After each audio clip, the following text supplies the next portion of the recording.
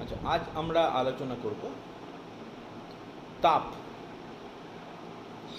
তো তাপ সম্পর্কে বলে রাখি, তাপ সম্পর্কে মানুষের ধারণা ছিল যে তাপ হচ্ছে কিছু কণার সমষ্টি। যে কণাগুলো কোনো বস্তুর মধ্যে যদি প্রবেশ করে তাহলে বস্তুটা উত্তপ্ত হয়ে পড়ে, এবং সেই কণাগুলো যদি কোনো বস্তু থেকে বেরিয়ে যায় তাহলে সেই বস্তুটা শীতল হয়ে যায়। এবং এই মতবাদটার নাম ছিল ক্যালোরিক মতবাদ। দীর্ঘদিন এই মতবাদটা কিন্তু মানুষ বিশ্বাস করত। অর্থাৎ তাপ হচ্ছে কিছু কণার সমষ্টি, যা কোনো বস্তুর মধ্যে যদি প্রবেশ করে তাহলে বস্তুটা উত্তপ্ত হবে, এবং কোনো বস্তু থেকে যদি নির্গত হয় তাহলে সেক্ষেত্রে বস্তুটা ঠান্ডা হয়ে যাবে। কিন্তু পরবর্তীকালে বিভিন্ন বিজ্ঞানী বললেন যে তাপ কোনো মতেই কোনো কণা নয়। যেমন মনে করো, ওনারা উদাহরণ দিলেন যে দুটো হাত যদি আমরা ঘষি খানিকক্ষণ ধরে তাহলে সেক্ষেত্রে হাতটা গরম হয়ে যায়। ঠিক আছে, এটা খুব স্বাভাবিক অবজারভেশন। পরবর্তীকালে যে মতামত দেওয়া হলো যে না, তাপ কোনো কণা নয়, তাপ হচ্ছে একটা বিশেষ ধরনের শক্তি।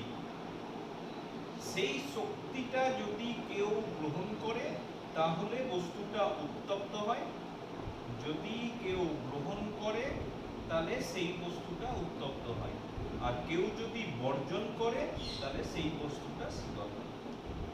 মানে মানুষের প্রাথমিক যে ধারণা ছিল যেখানে তাপটাকে কণা হিসেবে ধরা হয়েছে, তা পরবর্তীকালে কিন্তু একদম কেউই মেনে নিল না। পরবর্তীকালে যে ধারণাটা মানুষ গ্রহণ করলো, সেই ধারণাটা হচ্ছে তাপ হচ্ছে এক প্রকার শক্তি, এনার্জি। যে এনার্জিটা কোনো বস্তু যদি গ্রহণ করে তাহলে বস্তুটা উত্তপ্ত হয়ে পড়বে, এবং সেই এনার্জিটা যদি কোনো বস্তু বর্জন করে তাহলে বস্তুটা শীতল হয়ে পড়বে। এবং এটাই কিন্তু এখনো পর্যন্ত চলে আসছে, এটাকেই সঠিক ধারণা হিসেবে গ্রহণ করা হয়।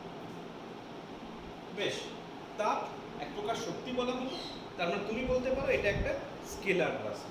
ঠিক আছে, তাহলে তাপ একটা স্কেলার রাশি, এবং তাপের একক হলো সিজিএস পদ্ধতি যদি নাও, তাপের একক হচ্ছে ক্যালোরি।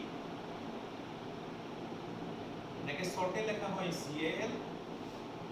এফপিএস পদ্ধতিতে তাপের একক হচ্ছে ব্রিটিশ থার্মাল একক। এটাকে শর্টে বলা হয় BTH unit. B for British, TH for thermal, একক মানে ইউনিট। আর এসআই পদ্ধতিতে এর একক হয়ে যাচ্ছে সিম্পল জুল, বিজ্ঞানী জুলের নাম অনুসারে। ঠিক আছে, আচ্ছা, এগুলোর সংজ্ঞা আমরা পরে করব। আপাতত আমরা জেনে রাখলাম এগুলো হচ্ছে একক। যেহেতু এটা এক প্রকার শক্তি, তাহলে এই রাশিটার মাত্রা হবে ml² T⁻²। আমরা কার্যক্ষমতা শক্তিতে বলেছি যে শক্তি আর কার্য সবসময় ইকুইভ্যালেন্ট। তাহলে যে কোনো শক্তির মাত্রা হবে ml² T⁻²। তাহলে যান্ত্রিক শক্তি হোক, গতি শক্তি হোক, স্থিতি শক্তি হোক, যা কিছু হোক, তোমার কিন্তু এই রাশি, এই মাত্রাটাই কিন্তু আসবে। বেশ, তাহলে আমাদের ধারণা পাল্টে গেল। প্রাথমিক যে ধারণা ছিল যে তাপ হচ্ছে কণার সমষ্টি, সেখান থেকে আমরা এলাম তাপ হচ্ছে এক প্রকার শক্তি। নেক্সট আমরা আলোচনা করব তাপের প্রভাব, মানে কোনো বস্তুতে যদি তাপ দেওয়া হয় তাহলে সেক্ষেত্রে কি কি ঘটনা বা কি কি পরিবর্তন ঘটতে পারে। তাপের প্রভাব সম্পর্কে আমাদের মিনিমাম কিছু আইডিয়া আছে। যেমন আমি তোমাকে একটু একটু করে বলি তাপের প্রভাব। প্রথম যে প্রভাবটা সম্পর্কে আমরা পরিচিত, সেটা হচ্ছে একটা বস্তু উষ্ণতা বৃদ্ধি হবে। এটা নতুন কিছু নয়, আমরা জানি যে একটা উনুন বা একটা গ্যাসের ওপরে যদি একটা পাত্র রাখি, পাত্রে কিছু পরিমাণ জল রাখি, এবার যদি ক্রমাগত তাপ দেওয়া হয় তাহলে সেক্ষেত্রে জলটার উষ্ণতা বাড়তে থাকে। এটা যে কোনো বস্তুর জন্য প্রযোজ্য। উনুনের মধ্যে যদি একটা লোহার রড প্রবেশ করিয়ে দাও তাহলে দেখা যাবে রডটা গরম হয়ে যাচ্ছে। তাহলে তাপ প্রয়োগের ফলে বস্তুর উষ্ণতা বৃদ্ধি ঘটে। 2 নম্বর, তাপ প্রয়োগে বস্তুর অবস্থার পরিবর্তন ঘটে। আচ্ছা, অবস্থার পরিবর্তন আমি একটু উদাহরণ দিয়ে বলি, যদিও জিনিসটা নতুন নয়। যে তোমার কাছে এক খণ্ড বরফ আছে, তুমি কি করলে, বরফটাকে তাপ দিলে, দেখা গেল বরফটা জলে পরিণত হলো। তুমি আবার সেই জলটাকে তাপ দিলে, দেখা গেল জলটা বাষ্পে পরিণত হলো। কিসের প্রভাবে? আমি এখানে কি দিয়েছি? তাপ দিয়েছি। আমি এখানে কি দিয়েছি? তাপ দিয়েছি। তাহলে তাপ প্রয়োগের ফলে একটা বস্তু, বরফটা কি বস্তুর কঠিন অবস্থা, জলটা কি বস্তুর তরল অবস্থা, ভ্যাপার বাষ্পটা হচ্ছে গ্যাসীয় অবস্থা। তার মানে আমি তাপ প্রয়োগ করে একটা বস্তুর কঠিন অবস্থা থেকে তরল অবস্থা, তরল অবস্থা থেকে গ্যাসীয় অবস্থায় পরিণত করতে পারি। আবার উল্টোভাবে যদি তাপ নিষ্কাশন করা হয় বাষ্প থেকে, আমি তরল পেয়ে যাব, আবার তরল থেকে তাপ নিষ্কাশন করলে আমি আবার কঠিন পদার্থ পেয়ে যাব। সুতরাং তাপ প্রয়োগ বা তাপ বর্জনের মাধ্যমে আমি একটা বস্তুর অবস্থার পরিবর্তন ঘটিয়ে দিতে পারি। অবস্থার পরিবর্তন মানে কঠিন থেকে তরল, তরল থেকে গ্যাস, বা গ্যাস থেকে তরল, তরল থেকে কঠিন। ঠিক আছে? অবশ্য কিছু কিছু পদার্থ আছে যারা সরাসরি কঠিন অবস্থা থেকে বাষ্পে চলে যেতে পারে, যেমন তোমরা পড়েছো যে ন্যাপথলিন বা কর্পূর, এরা কিন্তু সরাসরি কঠিন অবস্থা থেকে বাষ্প অবস্থায় যায়। সেটাও কিন্তু একটা অবস্থার পরিবর্তন হিসেবে ভেবে নিতে পারো। আচ্ছা, নেক্সট 3 নম্বর যেটা পরিবর্তন ঘটে সেটা হচ্ছে বস্তুর আয়তন পরিবর্তন। মানে দৈর্ঘ্য পরিবর্তন ঘটে, ক্ষেত্রফল পরিবর্তন ঘটে, এক্সপেক্টেড তার আয়তনও পরিবর্তন ঘটে। খুব সিম্পল উদাহরণ, যে আমি একটা লোহার বল নিলাম, সেই লোহার বলটাকে চারদিক থেকে গরম করলাম, তাপ দিলাম, দেখা যাবে কিছুক্ষণ পর লোহার বলটার আয়তন বৃদ্ধি পেয়েছে। খুব অল্প পরিমাণ হলেও তার আয়তনের বৃদ্ধি কিন্তু ঘটে। সুতরাং তাপ প্রয়োগে বস্তুর আয়তনের পরিবর্তন ঘটে পারে। আচ্ছা, 4 নম্বর হচ্ছে রাসায়নিক পরিবর্তন। এটাও কিন্তু একটা গুরুত্বপূর্ণ ব্যাপার, যে দেখা গেছে কিছু যেমন কয়লা, সোজা হিসেবেই বলি, কয়লাকে যদি তাপ দেওয়া হয় তাহলে সেক্ষেত্রে কিন্তু কয়লা বায়ুর অক্সিজেনের সঙ্গে রাসায়নিক বিক্রিয়া ঘটিয়ে থাকে। সুতরাং তাপের প্রভাবে রাসায়নিক পরিবর্তনও ঘটতে পারে। আরো অজস্র ধরনের পরিবর্তন ঘটতে পারে। তো যাই হোক, আমাদের মূল আলোচনা এই কতগুলো বিষয় নিয়ে। তাহলে আমরা পেলাম কি, তাপ হলো এক প্রকার শক্তি, এটা একটা স্কেলার রাশি, এর বিভিন্ন পদ্ধতিতে একক পেলাম। আর পেলাম কি, তাপের প্রভাব, মানে তাপের দ্বারা আমি কি কি করতে পারি। নেক্সট চলে এসো তাপের প্রকারভেদ, মানে তাপ ক রকমের হয়। তো তাপ আবার ক রকমের হয়? তো বলে রাখি, তাপ কিন্তু 3 রকমের হয়। 1 নম্বর বলা হয় বোধগম্য তাপ।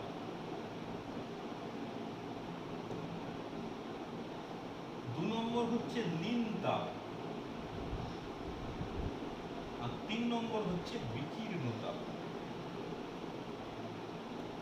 বোধগম্য তাপ, লীন তাপ, বিকীর্ণ তাপ। কখন আমি তাপটাকে বোধগম্য তাপ বলবো, কখন আমি তাপটাকে লীন তাপ বলবো, এবং কখন আমি তাপটাকে বিকীর্ণ তাপ বলবো। তো প্রথমে বিকীর্ণ তাপ নিয়ে আলোচনা করি। বিকীর্ণ তাপটা আমার খুব বেশি আপাতত জানার দরকার নেই, বা যা জানা আছে সেটুকু ব্যাখ্যা হলেই চলবে। যে কি, সূর্য থেকে যে তাপটা আমাদের পৃথিবীতে আসে সেই তাপটাকে বলা হয় বিকীর্ণ তাপ। তাহলে কাকে বলে? যেটা কোনো মাধ্যম ছাড়াই, তুমি খেয়াল করে দেখবে সূর্য থেকে পৃথিবী পর্যন্ত কিন্তু বেশিরভাগ জায়গাটাই ফাঁকা। হ্যাঁ, বায়ু মাধ্যমের একটা স্তর অবশ্যই রয়েছে, কিন্তু তার আগে কিন্তু বেশিরভাগ জায়গাটা ফাঁকা। সুতরাং এই তাপটা যাবার জন্য কোনো মাধ্যমের দরকার হয় না। তাহলে যে তাপ কোনো জড় মাধ্যম ছাড়া, অথবা জড় মাধ্যম থাকলেও তাকে উত্তপ্ত না করে এক স্থান থেকে অন্য স্থানে যেতে পারে, সেই তাপটাকে বলা হচ্ছে বিকীর্ণ তাপ। তুমি মনে রাখবে, সূর্য থেকে পৃথিবী পর্যন্ত তাপ, যে তাপটা আসছে সেই তাপটা কিন্তু বিকীর্ণ তাপ।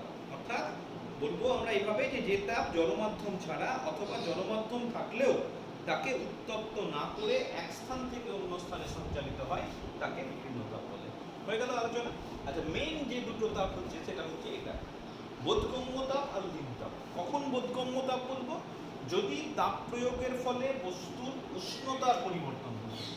মানে বোধগম্য তাপ হচ্ছে, বোধগম্য তাপ উষ্ণতার পরিবর্তন ঘটায়, আর কিছু ঘটাবে না, অবস্থার পরিবর্তন যেন না ঘটে।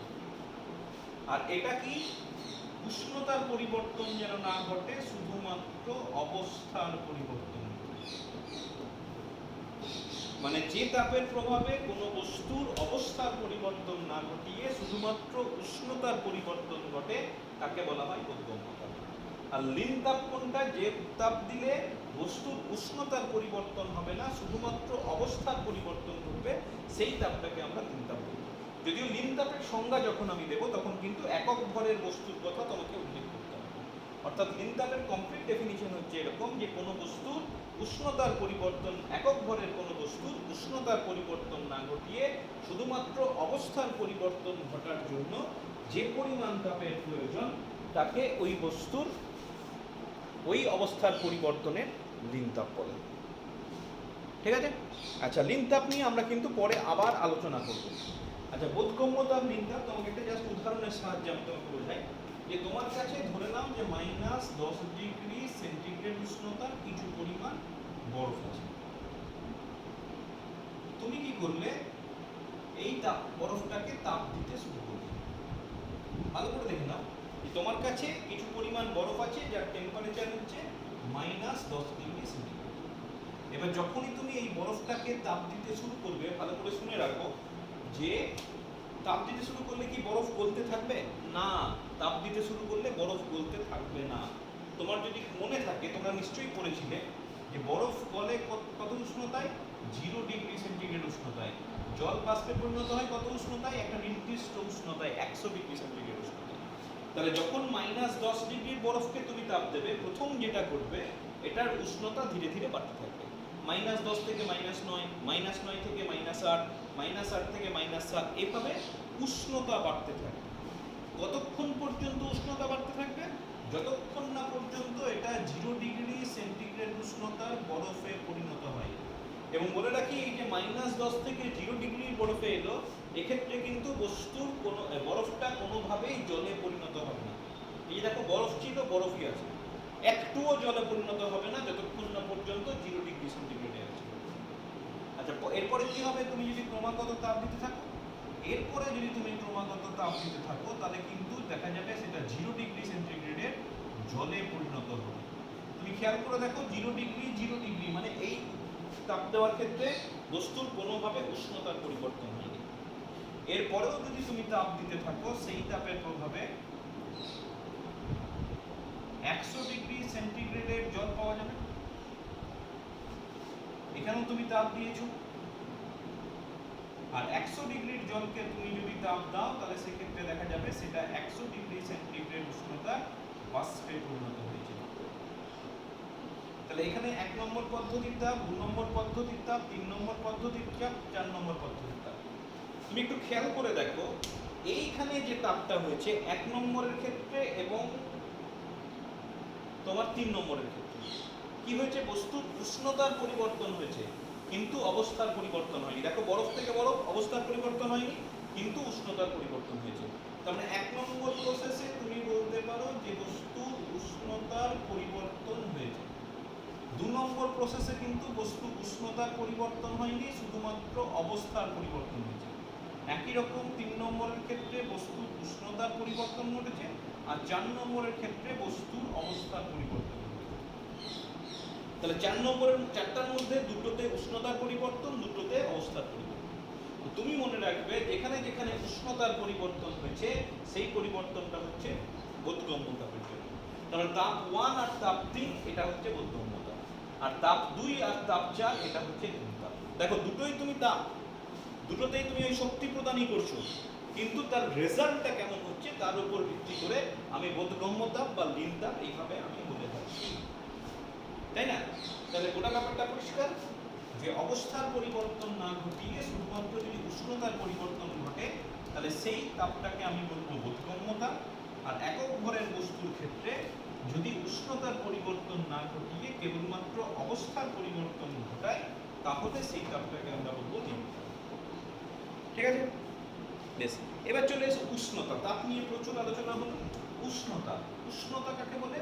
তো উষ্ণতা হচ্ছে একটা তাপীয় অবস্থা। সেই তাপীয় অবস্থাটা আমাকে কি দেয়? সেই তাপীয় অবস্থাটা আমাকে দেবে যে কোনো একটা বস্তু আরেকটা বস্তুকে তাপ দেবে না তাপ নেবে। একটু বুঝিয়ে বলি। যেমন মনে করো, আমি বললাম এই একটা বস্তু আছে, এই বস্তুটার উষ্ণতা 50 ডিগ্রি সেন্টিগ্রেড, আর এই বস্তুটা তার উষ্ণতা হচ্ছে 20 ডিগ্রি সেন্টিগ্রেড। এবার এই দুটোকে যদি আমি পরস্পর যোগ করে দিই, আমার খুব সাধারণ ধারণা আছে যে তাপটা কোন দিক থেকে যাবে? 50 থেকে 20 দিকে যাবে। তাহলে তাপটা কোন দিকে যাবে আমি বুঝছি কি করে? আমি বুঝছি যে কার উষ্ণতা বেশি, সেই জিনিসটাকে অ্যানালিসিস করছি। তাহলে উষ্ণতা হচ্ছে সেই তাপীয় অবস্থাটা যেটা আমাকে ঠিক করে দেবে যে একটা বস্তু অন্য কোনো বস্তুকে তাপ দেবে না অন্য কোনো বস্তু থেকে তাপ নেবে। যেমন মনে করো এখানে যদি আরেকটা বস্তু থাকতো যার উষ্ণতা 80 ডিগ্রি সেন্টিগ্রেড, তাহলে উষ্ণতা কি বলছে এটার থেকে বেশি, তাহলে এ কি করবে, এ তাপ নেবে। তাহলে উষ্ণতাটাই আমাকে ঠিক করে দিচ্ছে যে কোনো একটা বস্তু অন্য কোনো বস্তু থেকে তাপ দেবে না তাপ নেবে। আচ্ছা, যদি এই প্রসেসটা চলতে থাকে, বলে রাখি আমি দুটো বস্তুর কথাই ভাবি, যে 50 ডিগ্রি আর 20 ডিগ্রি কি হবে, এই তাপ দিতে থাকবে, এই তাপ নিতে থাকবে। যখন এই তাপ দিতে থাকবে তার মানে উষ্ণতা কমবে, যে তাপ দেবে তার উষ্ণতা হ্রাস পাবে, আর যে তাপ নেবে তার উষ্ণতা বৃদ্ধি পাবে। স্বভাবতই এই প্রসেসটা কতক্ষণ চলতে থাকবে, যতক্ষণ না পর্যন্ত উভয়ের উষ্ণতা সমান সমান হয়ে যাবে। তাহলে এটা কখন থামবে, যখন এটাও 25 ডিগ্রি হয়ে যাবে, এটাও 25 ডিগ্রি হয়ে যাবে, বা তোমার মনে করো দুটোই 35 ডিগ্রি হয়ে যাবে। দুটো যখনই সমান সমান হয়ে যাবে তখন আর কিন্তু তাপের আদান প্রদানটা হবে না, বন্ধ হয়ে যাবে। এই যে তাপের আদান প্রদানটা হবে না, এই অবস্থানটাকে বলা হচ্ছে তাপের সাম্যাবস্থা। অর্থাৎ দুটো বস্তুর উষ্ণতা যদি এমন হয় যে তাদের মধ্যে কোনো তাপের আদান প্রদান হচ্ছে না, তাহলে সেক্ষেত্রে সেই অবস্থাটাকে আমরা বলবো তাপীয় সাম্যাবস্থা। তাপীয় সাম্যাবস্থার পর আলোচনা করা যাক তাপ আর উষ্ণতার মধ্যে পার্থক্য। যদি এই ব্যাপারগুলো বোধহয় ক্লাস 8-এ ছিল, তুমি একটু একটু করে এসছো, তাও আমি ছোট্ট করে আলোচনা করে দিই। পরীক্ষায় খুব আসে যে তাপ আর তাপমাত্রা এই দুটোর মধ্যে পার্থক্য করো। তাপ আর উষ্ণতা বা তাপ আর তাপমাত্রা, উষ্ণতা আর তাপমাত্রা একই জিনিস। কিভাবে বলবো? প্রথম কথা হচ্ছে তাপ হচ্ছে এক প্রকার শক্তি, আর এটা হচ্ছে একটা তাপীয় অবস্থা। তাহলে মূল ডেফিনিশনের মধ্যে একটা পার্থক্য ঢুকে আছে। এই তাপ হচ্ছে এক প্রকার শক্তি, আর উষ্ণতা হচ্ছে তার তাপীয় অবস্থা। আচ্ছা, 2 নম্বর, তাপকে বলা হয় উষ্ণতার কারণ, অর্থাৎ তাপ না দিলে উষ্ণতা বাড়ে।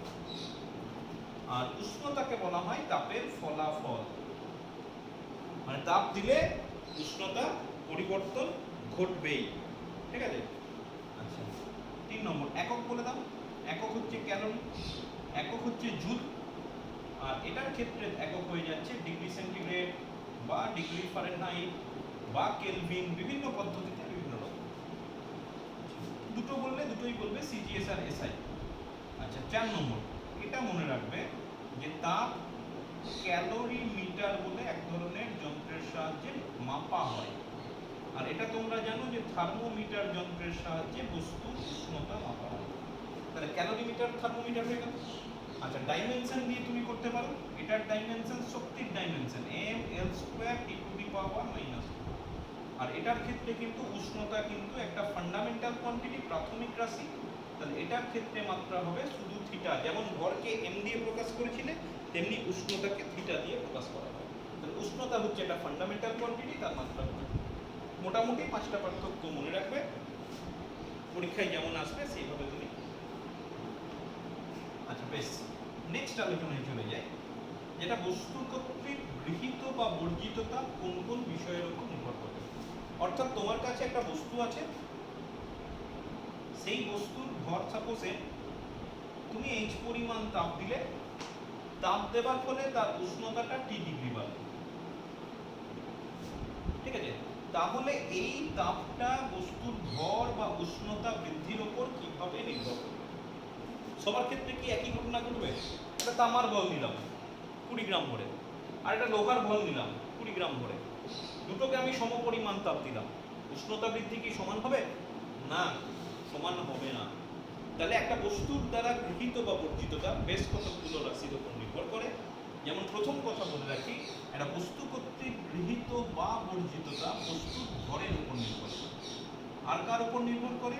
বস্তুর উষ্ণতা বৃদ্ধির উপর নির্ভর করে, যেটাকে আমি টি দিয়ে প্রকাশ করলাম। কিভাবে নির্ভর করে বলে রাখি, যত ভর বেশি হবে তত তাপ বেশি লাগবে, যত ভর বেশি হবে তত উষ্ণতা বৃদ্ধি হবে তত বেশি পরিমাণ তাপ। তার মানে বস্তুর যদি একই পরিমাণ উষ্ণতা বৃদ্ধি করতে চাও, তাহলে প্রদত্ত তাপ ভরের সমানুপাতিক। একই রকম ভাবে যদি আমি নির্দিষ্ট ভরের বস্তুর কথা বলি, এক্ষেত্রে কিন্তু টি ধ্রুবক, টি কনস্ট্যান্ট, আর এটার ক্ষেত্রে এম কনস্ট্যান্ট। মানে নির্দিষ্ট ভরের যদি একাধিক বস্তু বলি, তাহলে আমি বলে রাখি যে তাপ যত বেশি দেবো তাহলে সেক্ষেত্রে উষ্ণতা বৃদ্ধি তত বেশি হবে। আর কোন জিনিসের উপর নির্ভর করে? আরেকটা জিনিসের উপর নির্ভর করে, যেটা হচ্ছে উপাদান। ওই যে বলছিলাম লোহার বলকে আমি 5 ক্যালোরি তাপ দিলাম, আর একটা তামার বলকে 5 ক্যালোরি তাপ দিলাম, দেখা যাবে দুটো উষ্ণতা বৃদ্ধি সমান। আচ্ছা, এবার তাহলে আমি বলতে পারি এই দুটো যদি একসঙ্গে হয় যৌগিক ভেদের উপপাদ্য অনুসারে H proportional to MT। নিশ্চয়ই করেছো যৌগিক ভেদের উপপাদ্য, যে A proportional to B, A proportional to যদি C হয় তাহলে অবশ্যই আমি লিখতে পারি A proportional to BC। এটাকে বলা হয় যৌগিক ভেদের উপপাদ্য, অঙ্কে আছে। তাহলে এখানে H proportional to M, H proportional to T, তাহলে আমি লিখতে পারি H proportional to MT। আচ্ছা, সমানুপাতিক চিহ্ন থেকে ইকুয়াল চিহ্ন যেতে গেলে একটা কনস্ট্যান্ট দিয়ে গুণ করতে হয়। এখানে যে কনস্ট্যান্ট দিয়ে গুণ করলাম সেটাকে বলা হয় বস্তু উপাদানের আপেক্ষিকতা। তাহলে ফাইনাল রিলেশন হলো একটা বস্তু কর্তৃক গৃহীত বা বর্জিত তাপ H ইকুয়াল টু হচ্ছে M S T, যেখানে M হচ্ছে বস্তুর ভর, S হচ্ছে আপেক্ষিক তাপ, আর T হচ্ছে বস্তুর উষ্ণতা বৃদ্ধি। তাহলে সর্বপ্রথম নেক্সট প্রশ্ন চলে আসে যে আপেক্ষিক তাপ ব্যাপারটা কি? দেখো, S হচ্ছে আপেক্ষিক তাপ, নতুন রাশি পেলাম, সেই নতুন রাশি সম্পর্কে জানতে হবে। আচ্ছা, কিভাবে করব? দেখো, S জানতে চাইছি তো, দেখো M যদি 1 বসিয়ে দিই, T যদি 1 বসিয়ে দিই, দেখো আমার পড়ে থাকছে S ইকুয়াল টু H। সবসময় বুঝে মুখস্থ করবে। দেখো, এটা যদি তুমি খেয়াল রাখো যে একটা সম্পর্ক থেকে এইভাবে কিন্তু খুব সহজে সংজ্ঞায়িত করা যেতে পারে। আমি কি করলাম, আমার ছিল H ইকুয়াল টু MST, আমার S এর ডেফিনিশন দরকার, তাহলে S বাদ দিয়ে বাকি দুটো রাশিকে আমি 1 করে দিলাম যাতে আমি বলতে পারি S ইকুয়াল টু H। তাহলে আপেক্ষিক তাপ কি? আপেক্ষিক তাপ হচ্ছে প্রদত্ত তাপের সঙ্গে সমান। কখন? যখন বস্তুর ভর 1, যখন উষ্ণতা বৃদ্ধি। তাহলে আমি আপেক্ষিক তাপের সংজ্ঞা কি দেবো? যে একক ভরের কোনো বস্তুর উষ্ণতা একক পরিমাণ বৃদ্ধি করতে যে পরিমাণ তাপের প্রয়োজন তাকে আপেক্ষিক তাপ বলে। কত সিম্পল ব্যাপার, তুমি যদি মুখস্থ করে রাখো না বুঝে, তাহলে সেক্ষেত্রে একবার ভুলে গেলে কোনোদিন মনে রাখতে পারবে না। কিন্তু যদি তোমার এই ধারণাটা থাকে যে আমি H ইকুয়াল টু MST থেকে ডেফিনিশনটা করেছিলাম, তাহলে তুমি যদি ভুলেও যাও তাহলে এইভাবে কিন্তু তুমি সংজ্ঞাটাকে নিয়ে আসতে পারো। বোঝা গেল? M ইকুয়াল টু 1 করলাম, T ইকুয়াল টু 1 করলাম, তাহলে S ইকুয়াল টু H। অর্থাৎ S ইকুয়াল টু হচ্ছে প্রদত্ত তাপ কখন? যখন বস্তুর ভর একক, উষ্ণতা একক, উষ্ণতা বৃদ্ধি একক। তাহলে সেইভাবে আমি আপেক্ষিক তাপের ডেফিনিশন করে দেব। আচ্ছা, ওখান থেকে ভাবো যে S ইকুয়াল টু কত? S ইকুয়াল টু হচ্ছে H বাই MT। তাহলে এবার যদি তোমাকে বলে একক কি হবে, দেখো CGS পদ্ধতি যদি করি, H এর একক কি? ক্যালোরি, M এর একক কি? গ্রাম, আর এটা কি? Degree centigrade. মুখস্থ করার কোনো দরকার নেই, তাহলে আমি পেয়ে যাচ্ছি ক্যালোরি গ্রাম ইনভার্স ডিগ্রি সেন্টিগ্রেড ইনভার্স, প্রত্যেক আসছে এই রিলেশন। তাহলে একই রকম ভাবে যখন আমি SI পদ্ধতিতে যাব, এটা হয়ে যাবে joule kilogram inverse kelvin inverse. তাহলে পরীক্ষায় কিন্তু খুব আসে আপেক্ষিক তাপের একক কি, আপেক্ষিক তাপ কাকে বলে, এর একক লেখো। সুতরাং মুখস্থ করার কিছু বুঝে মুখস্থ করবে, বা এককগুলো তোমার মুখস্থ করার দরকার নেই, তুমি খালি এই রিলেশনটা মনে রাখবে, আর প্রত্যেক রাশির মাত্রা তোমার জানা যায়। আচ্ছা, আপেক্ষিক তাপ অবভিয়াসলি এটা কোনো ভেক্টর রাশি নয়, এটা হচ্ছে একটা স্কেলার রাশি। মাত্রাটাও অনেক সময় চেয়ে বসে, তো মাত্রাটাও তুমি এখান থেকে বের করে দিতে পারো। উপরে কি আছে? H। H মানে হচ্ছে শক্তি, তাহলে মাত্রা হলো mL²T⁻²। নিচে আছে M, আর এটা হচ্ছে T। এটা কিন্তু এখানে উষ্ণতা বৃদ্ধি, নট কিন্তু টাইম। তাহলে উষ্ণতা বৃদ্ধি মানে থিটা। তাহলে উপর নিচে তোমার M কেটে যাচ্ছে, তাহলে L²T⁻², θ⁻²। This is the dimension of S। ঠিক আছে? তুমি চাইলে এখানে M টা লিখতে পারো, কিন্তু M⁴ হয়ে যাবে। আপেক্ষিক তাপের মাত্রা কিন্তু পরীক্ষায় খুব আসে। তাহলে এই গেল আপেক্ষিক তাপ, তার একক, মাত্রা। নেক্সট, আচ্ছা ক্যালোরি সংজ্ঞাটা তখন ওখানে করবি, তাপের একক। এখানে তাপের একক ক্যালোরি সংজ্ঞাটা করে দিই। আমি কি চাইছি? আমি চাইছি H ইকুয়াল টু 1, মানে 1 ক্যালোরির সংজ্ঞা চাইছি, তাই না? তাহলে H-টা 1 কখন হবে? দেখো H-টা 1 হবে যদি M1 হয়, যদি S1 হয়, যদি T1 হয়, বুঝে বুঝে। তাহলে একক ভরের S1, S1 কার? তুমি মনে রাখবে জলের S হচ্ছে 1, বা বলতে পারো বিশুদ্ধ জল। তাহলে আমার H ইকুয়াল টু 1 কখন পাচ্ছি? 1 ক্যালোরি কখন পাচ্ছি? যখন একক ভরের জলের উষ্ণতা একক পরিমাণ বৃদ্ধি করছে, তখন আমার যে পরিমাণ তাপ লাগছে, তাহলে সিজিএস বলছি যখন, তাহলে এটা 1 গ্রাম আর এটা হয়ে যাবে 1 ডিগ্রি সেন্টিগ্রেড।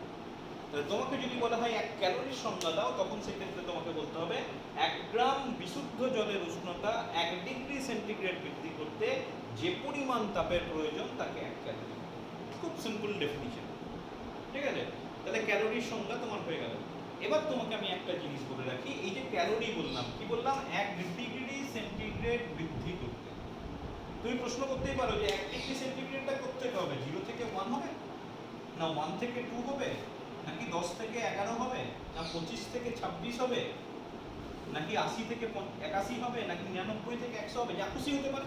1 ডিগ্রি বৃদ্ধি বলছি, কিন্তু দেখা গেল এই যে ডিফারেন্ট রেঞ্জ বললাম, আমি 0 থেকে 1 ডিগ্রি বৃদ্ধি করলাম, আমি মনে করো 5 থেকে 6 ডিগ্রি বৃদ্ধি করলাম, আমি মনে করো 25 থেকে 26 ডিগ্রি বৃদ্ধি করলাম, আমি 99 থেকে 100 ডিগ্রি বৃদ্ধি করলাম, সবগুলোই 1 ডিগ্রি।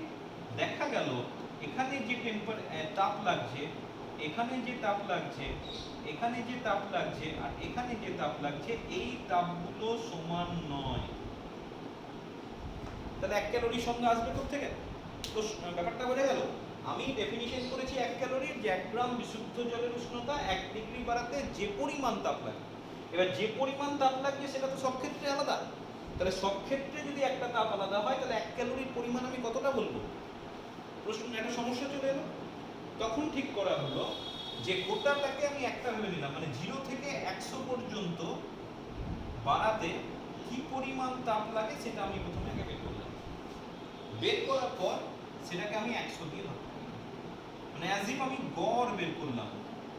এটাকে বলা হয় গড় ক্যালোরি, মানে ক্যালোরির অ্যাকচুয়াল ডেফিনিশনই হয় না, তোমাকে সেক্ষেত্রে বলতে হবে গড় ক্যালোরির ডেফিনিশন। গড় ক্যালোরি কাকে বলবো? যে 1 গ্রাম বিশুদ্ধ জলের উষ্ণতা 0 থেকে 100 ডিগ্রি পর্যন্ত বাড়াতে যে পরিমাণ তাপের প্রয়োজন, অর্থাৎ এইচ, তাকে 100 দিয়ে ভাগ করলে যে পরিমাণ তাপ পাওয়া যায় তাকে গড় ক্যালোরি বলে। এবং দেখা গেছে এখানে যে পরিমাণ তাপটা লাগছে সেটা ওই 1 ডিগ্রির রেঞ্জটা হচ্ছে 14.5 ডিগ্রি থেকে 15.5 ডিগ্রি সেন্টিগ্রেড। মানে গড় ক্যালোরি যেটা মান সেটা এটার এই রেঞ্জের জন্য ঠিকঠাক হয়ে যাচ্ছে। মানে বিভিন্ন পরীক্ষা নিরীক্ষা হচ্ছে। তা তুমি এভাবেও ভাবতে পারো, বলতে পারো যে 1 গ্রাম বিশুদ্ধ জলের উষ্ণতা 14.5 ডিগ্রি সেন্টিগ্রেড থেকে 15.5 ডিগ্রি, দেখো 1 ডিগ্রি হয়ে যাচ্ছে, বাড়াতে যে পরিমাণ তাপ লাগে তাকে গড় ক্যালোরি বলে। অথবা এটাকে অনেক সময় 15 ডিগ্রি ক্যালোরি বলে। যেভাবে পরীক্ষায় প্রশ্ন আসবে তুমি সেইভাবে লিখবে।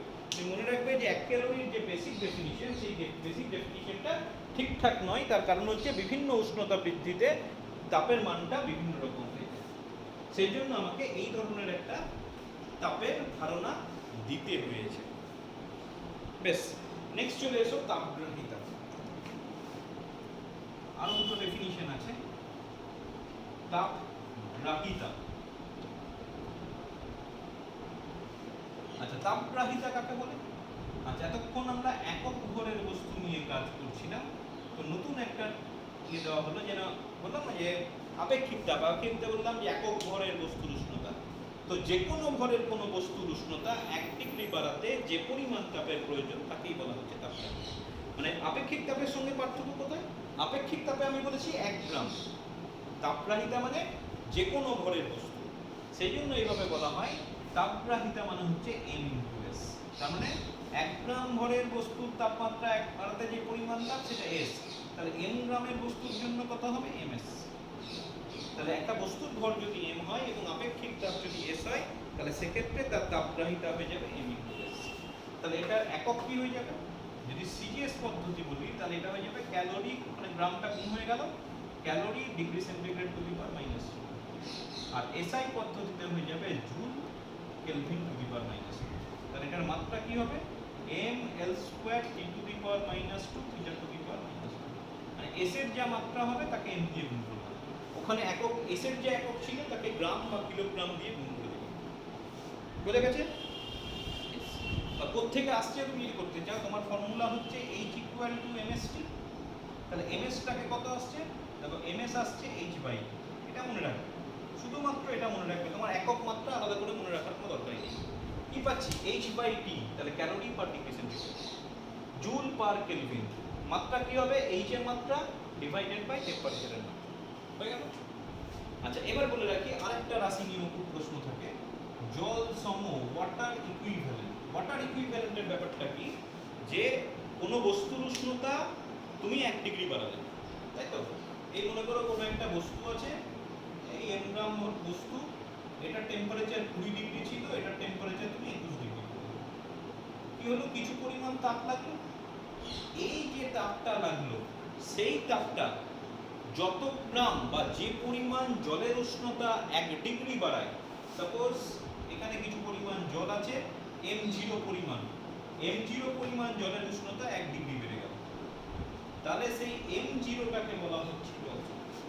আবার বলছি, কোনো বস্তুর উষ্ণতা 1 ডিগ্রি বাড়াতে যে পরিমাণ তাপের প্রয়োজন, সেই তাপ যে ভরের জলের উষ্ণতা 1 ডিগ্রি সেন্টিগ্রেড বৃদ্ধি করে, তাকে বলা হচ্ছে জল সম। ঠিক আছে? তাহলে এটা কিন্তু নির্দিষ্ট পরিমাণ জল, তাপগ্রাহিতার সঙ্গে কিন্তু এটার পার্থক্য দেয়।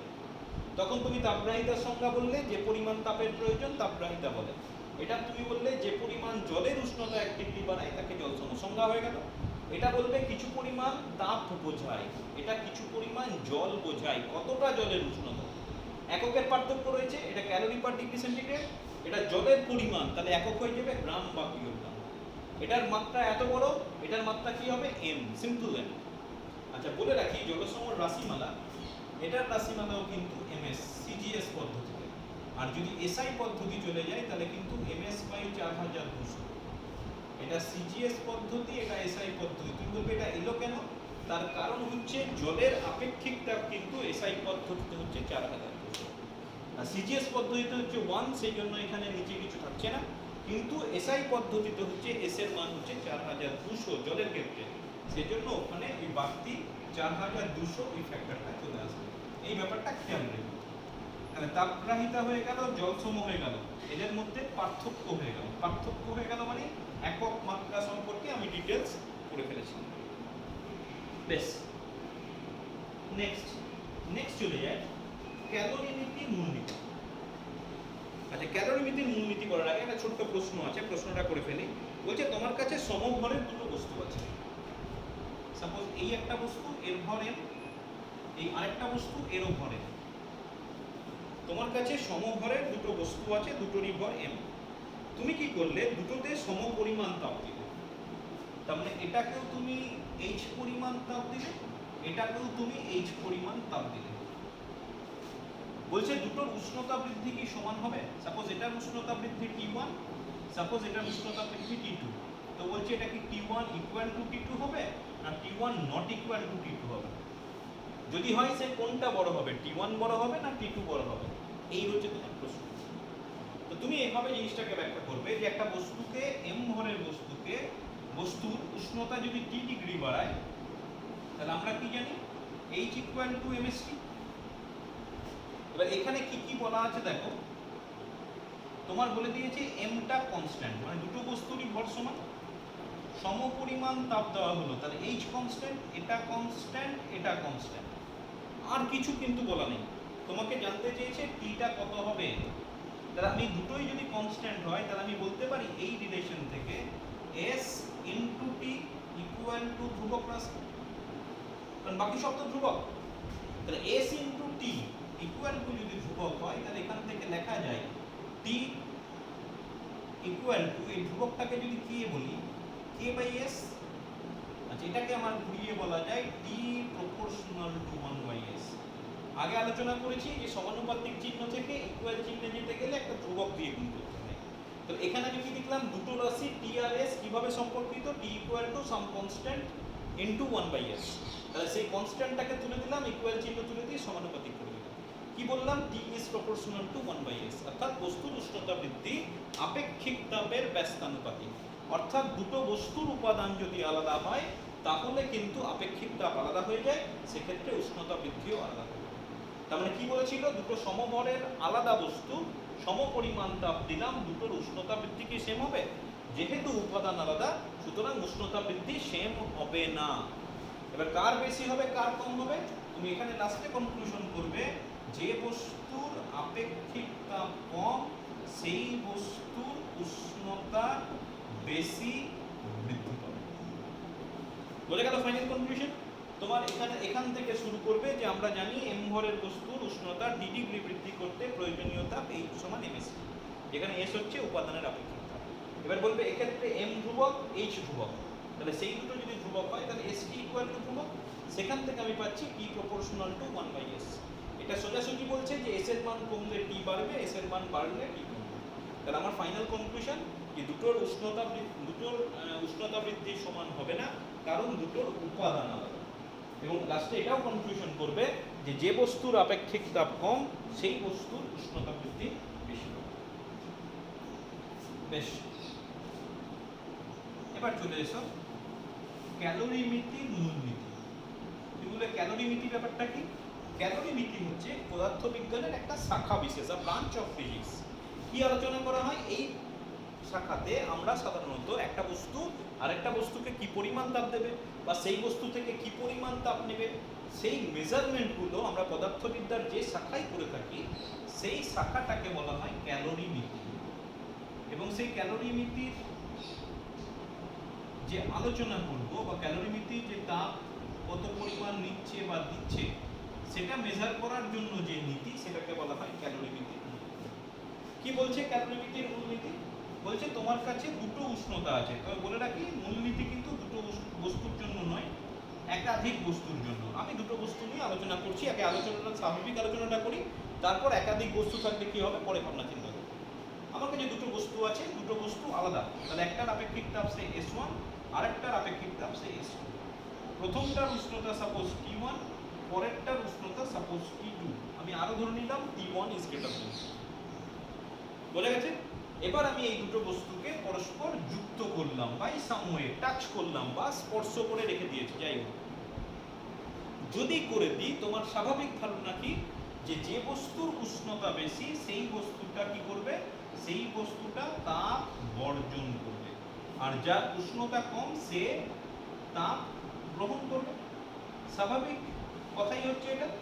তাহলে আমার মূল ব্যাপার কি হলো যে আমার কাছে ভিন্ন উষ্ণতার দুটো বস্তু আছে, তাদের ভর আলাদা, তাদের আপেক্ষিক তাপ আলাদা। আমি যখনই তাদেরকে স্পর্শ করালাম, সংস্পর্শে আনলাম, উষ্ণ বস্তু তাপ বর্জন করবে, শীতল বস্তু তাপ গ্রহণ করবে, ঠিক? এবং তোমাকে মনে রাখতে হবে যে এটা হবেই উষ্ণ বস্তু কর্তৃক বর্জিত তাপ। উষ্ণ বস্তু কর্তৃক বর্জিত তাপ মাস্ট বি ইকুয়াল টু শীতল বস্তু কর্তৃক বর্জিত তাপ। এটাকে যদি তুমি H1 বলো, এটাকে যদি H2 বলো, এই দুটো সমান হতে বাধ্য। তার কারণ অন্য কোনোভাবে কোথাও শক্তির বিনষ্ট হচ্ছে না। আর শক্তির নিত্যতা সূত্র থেকে জানি আমি শক্তিকে তৈরি করতে পারি না, শক্তিকে ধ্বংস করতে পারি না। তাহলে যখন তাপের আদান প্রদান হবে তখন এই ঘটনাটা ঘটবেই, এবং এই ঘটনাটা ঘটে গেলে দুটো বস্তুই তাপীয় সাম্যাবস্থায় আসে। তাহলে ক্যালোরিমিতির মূলনীতি বলতে গেলে তোমাকে গোটা ব্যাপারটাই বলতে হবে। আবার বলছি, দুটো ভিন্ন উষ্ণতার বস্তুকে পরস্পর তাপীয় সংস্পর্শে আনা হলে উষ্ণ বস্তু তাপ বর্জন করবে, শীতল বস্তু তাপ গ্রহণ করবে, এবং উষ্ণ বস্তু কর্তৃক বর্জিত তাপ এবং শীতল বস্তু কর্তৃক গৃহীত তাপ পরস্পর সমান। এই নীতিটাকেই বলা হচ্ছে ক্যালোরিমিতির মূলনীতি, ঠিক আছে? তবে কতগুলো ব্যাপার তোমাকে খেয়াল রাখতে হবে, যেমন যে দুটো বস্তুকে তুমি তাপীয় সংস্পর্শে আনছো তাদের মধ্যে যেন কোনো রাসায়নিক বিক্রিয়া না, কারণ রাসায়নিক বিক্রিয়া করলে কিন্তু এই শর্তটা মানবে না। কারণ রাসায়নিক বিক্রিয়া করলে কি হবে? হয় কিছু পরিমাণ তাপ উৎপন্ন হবে অথবা কিছু পরিমাণ তাপের শোষণ হবে। তাহলে সেই তাপটাকে কিন্তু আমি ক্যালকুলেশনের মধ্যে আনতে পারবো না, তাহলে কখনোই এই দুটো তাপ সমান সমান হবে না। 2 নম্বর কথা হচ্ছে, যদি একটা কঠিন পদার্থ হয় আর একটা তরল পদার্থ হয়, হতেই পারে কিছু পরিমাণ জল আছে, জলের মধ্যে একটা বস্তু বেড়ে গেল, কার উষ্ণতা কত হলো সেটা কিন্তু বের করে দেওয়া যেতে পারে। তো যখন তোমার একটা কঠিন বস্তু একটা তরল বস্তুর মধ্যে ফেলা হবে, যেন একটা আরেকটার মধ্যে দ্রবীভূত না হয়ে যায়। দ্রবীভূত হয়ে গেলেও কিন্তু আমি ঠিকঠাক হিসাব পাবো না, ঠিক আছে? আর 3 নম্বর শর্ত হচ্ছে যেন আমি গোটা সিস্টেমটাকে বাইরের পরিবেশ থেকে আলাদা করতে পারি। মানে তুমি যখন এই বস্তুর মধ্যে তাপের আদান প্রদান হচ্ছে, এ যদি কিছু পরিমাণ তাপ পরিবেশে দিয়ে দেয় বা এ যদি কিছু পরিমাণ তাপ পরিবেশ থেকে শোষণ করে, তাহলেও কিন্তু এই দুটোকে তুমি সমান সমান করতে পারবে না। তার মানে বাইরের পরিবেশ থেকে কোনো তাপ যেন প্রবেশ না করে, অথবা কোনো তাপ যেন বাইরের পরিবেশে চলে না যায়। তাহলে সেগুলো হচ্ছে ক্যালোরিমিতির মূলবিধি মেনে চলার জন্য যে শর্ত, সেটা হচ্ছে এই। আচ্ছা, এবার বলি, তোমাকে কিন্তু নিউমেরিক্যালস দেবে, কিভাবে প্রবলেমগুলো অ্যাপ্রোচ করব। দুটো বস্তু ইন জেনারেল দেওয়া থাকে। প্রথম বস্তুর যাবতীয় তথ্য দেওয়া আছে, দ্বিতীয় বস্তুর যাবতীয় তথ্য দেওয়া আছে। প্রথমেই তুমি উষ্ণতা দেখে ঠিক করে নেবে যে কে বর্জন করবে আর কে গ্রহণ করবে। সাপোজ এটা যদি তোমার মনে করো থাকতো 100 ডিগ্রি, আর এটা মনে করো দেওয়া ছিল 50 ডিগ্রি, তাহলে তুমি প্রথমেই আইডিয়া করে নিতে পারলে যে প্রথম বস্তুটা তাপ বর্জন করবে আর দ্বিতীয় বস্তুটা তাপ গ্রহণ করবে। এবার কি হবে, এরা তাপের আদান প্রদানের মাধ্যমে একটা চূড়ান্ত উষ্ণতায় পৌঁছাবে। সাপোজ চূড়ান্ত উষ্ণতা T। তো মনে রাখবে এই চূড়ান্ত উষ্ণতাটা কখনোই 50-এর নিচেও যাবে না, 100-এর উপরেও যাবে না। তাহলে এই ফাইনাল টেম্পারেচার কি হবে, এই দুটোর মাঝামাঝি কোথাও একটা হবে, নট নেসেসারি মিড পয়েন্ট। যেটাকে 75-এই থামতে হবে তার কোনো মানে নেই, 65-তেও থামতে পারে, 55-তেও থামতে পারে। তো আমি ধরে নিলাম এটা 60-এ থেমেছে। জিনিসটা খেয়াল করে রাখো, তাহলে আমাকে যদি বলে বর্জিত তাপ কতটা হবে, এইচ এর ফর্মুলা কি, mst। তাহলে আমি কে বর্জন করছে, প্রথম বস্তুটা আমার বর্জন করছে, এটা প্রথম বস্তু সাপোজ।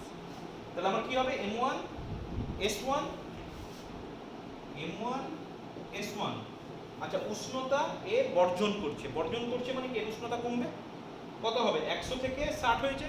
তাহলে তুমি মনে রাখবে যে বর্জন করবে তার জন্য এটা হয়ে যাবে T1 - T, মানে তার তো উষ্ণতা কমবে, তাহলে তার যা ছিল চূড়ান্ত উষ্ণতাটা বিয়োগ করে দিতে হবে। আর যখন আমি দ্বিতীয় বস্তুর কথা বলবো, দ্বিতীয় বস্তু তো গ্রহণ করবে, তাহলে M2 S2 এটা কি হবে, এর উষ্ণতা বাড়বে, 50 থেকে 60 হবে। তাহলে কি 50 - 60 নেব না, আমার কি নেওয়া উচিত 60 - 50। তাহলে এর উষ্ণতা কমবে, তাহলে এটা বড়টা থেকে ছোটটা।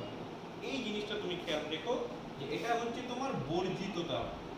বর্জিত তাপ মানে হচ্ছে তোমার কিন্তু কমবে, তাহলে যা ছিল সেটা থেকে চূড়ান্ত উষ্ণতা বিয়োগ করে দেবো। আর গ্রহণ করবো মানে চূড়ান্ত উষ্ণতা থেকে তার উষ্ণতাটাকে বিয়োগ করবো। এবার ফাইনালি কি করতে হবে, ফাইনালি করতে হবে কি H1 = H2, কারণ এই রাশিটা সমান এই রাশি। এটা যদি তুমি করতে পারো তাহলে যে কোনো প্রবলেম করে ফেলা খুবই সহজ। ঠিক আছে? আচ্ছা, আসছি পরে। তার আগে একটা ছোট কোশ্চেন আলোচনা করে নিই, যে তোমাকে প্রশ্ন দিয়েছে তোমার কাছে কিছু পরিমাণ দুধ আছে আর কিছু পরিমাণ জল আছে, দুটোই সমান সমান, সম পরিমাণ দুধ আছে, সম পরিমাণ জল আছে।